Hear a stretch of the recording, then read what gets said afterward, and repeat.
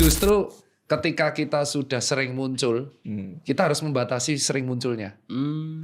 Paham nggak? Paradoks. Jadi misalkan namanya orang yang tiba-tiba peng gitu kayak Naik nih. viral. Semua orang pasti akan ngundang kan. Invite, kolaborasi. Kita harus sering muncul di media mana-mana. Justru di titik itu kita harus membatasi. Supaya orang nggak gampang bored dengan kita. Oh, gimana cara taunya ini saatnya membatasi? Apa? Ya ketika undangannya sudah mulai bejibun. Lah ya bejibun itu definisinya apa? Ya misal kita sehari gak ada yang undang. Sebulan ini gak ada yang undang. Tiba-tiba satu hari yang undang 10.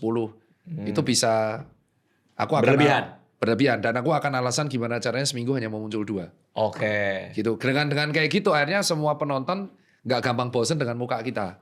Ibaratnya gini, ibaratnya dengan makanan aja. Misalkan kita dipaparkan makanan nasi telur gitu kan. Nasi telur. Terus sehari kita makan 3 kali nasi telur sama setahun, pasti akan ada muak kan.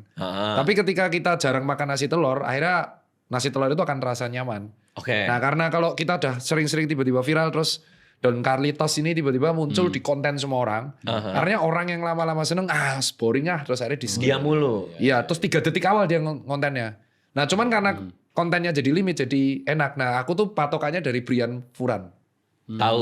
Lucu banget. Brian Furan itu aku ngikutin dari aku kuliah malahan. Iya. Dan aku bahkan nggak tahu dia tuh jago MMA. Oh iya, dia ada video dia Kickboxing. berantem ya. Dia tuh 9 tahun ternyata belajar itu. Nah kenapa Brian Furan aku panutan? Karena dia tuh bisa membatasi muncul di Facebook cuma 2 minggu sekali. Dan setiap dia konten itu belasan juta view. Oh, Facebook kan ini YouTube. Dia awalnya Facebook sama YouTube, Facebook, terus akhirnya ke TikTok. Sampai ada teman-teman kita tuh, kita tuh ngikutin Brian Furan ada 2 personality, Furan dan Funix. Funix tuh ketika dia Funix tahu.